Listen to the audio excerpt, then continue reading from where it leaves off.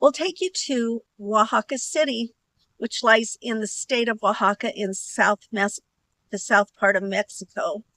It's one of the most biodiverse regions, and it's high in the Sierra Madre Mountains in a valley, and it lies at 5,000 feet elevation. It's home to several indigenous groups, including the Zapoteca. There really aren't any flights from the United States to Oaxaca City directly. So you usually fly through Mexico City and then on to Oaxaca, and quite a few airlines fly in. Sometimes they have taxis at the airport, but when we got there, they only had combi vans that were available. And so we paid for the van at the window, and then we waited till the van was completely full and it took us into the city. And one by one, we were dropped off. And fortunately, we were dropped off fairly early. Usually, we like to have a patio. And most of the time when we go to Mexico, they often have walls. But ours had a gate, which worked great.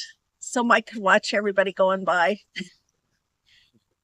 The gate worked well, so he could watch the neighborhood dogs coming around. But every afternoon, a little lady would shake the gate and say, "Chili rellenos," or "tamales," so we could go out and buy something for dinner.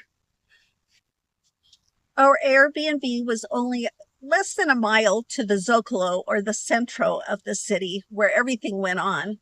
And if we were too tired, we could take the taxi, which were running by our apartment all the time. But it's a really different world there and very authentic.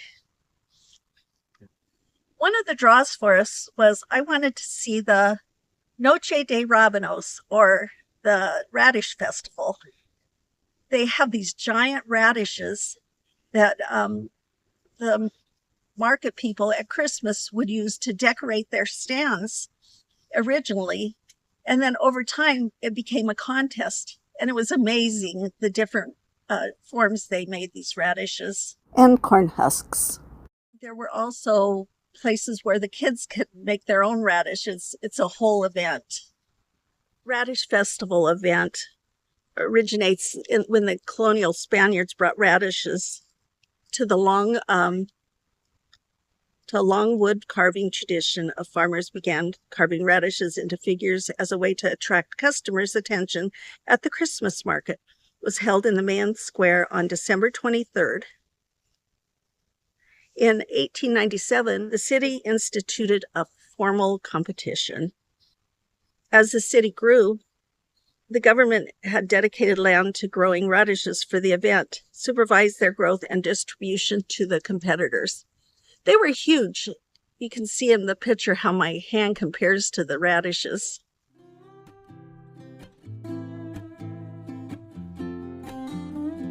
The art that they made from the radishes and the corn husks are really pretty incredible.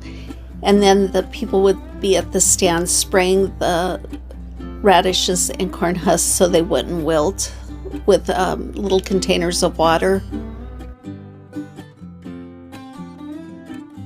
Something else I had to see while we were in Oaxaca was Hierve de Agua. It's a natural wonder in Oaxaca, the state. Just 45 miles outside of the city is petrified waterfalls. And we did a 1.5 mile hike, which ended up being pretty steep.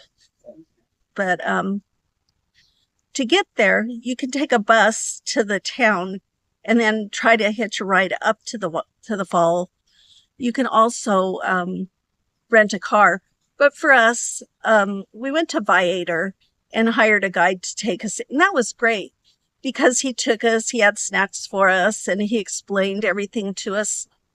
Once we got to the trailhead, which was really steep down, he had another guide that would help with us if some of us were slower than others. But everybody was pretty much in their 30s when we were hiking. And one guy who was older had just completed the Appalachian Trail. So that left us as the weaker link. Yeah. but we still did fine. The petrified waterfalls formed by mineral-rich springs have dripped over the cliffs for thousands of years, creating stunning waterfall-like rock formations. And there's other similar things throughout Mexico that you could see, but the name refers to the water boils, referring to the bubbling springs, not the water's temperature, because it was cold and I managed to get my feet in, but that was enough for me. You could swim in the mineral-rich pools and hike to the formations up close, but if you're going, arrive early because there's crowds.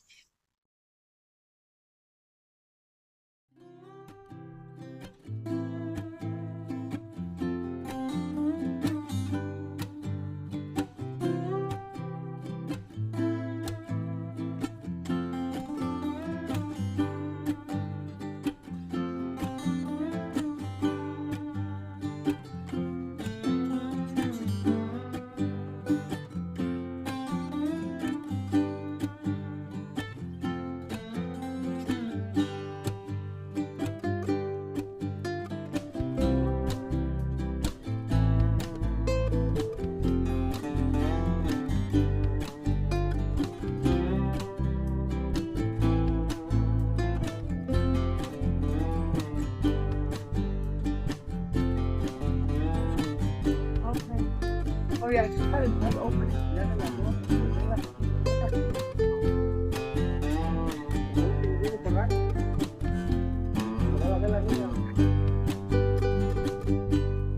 Lunch was included with our Viator experience, and our guide gave us instructions on what was best to buy.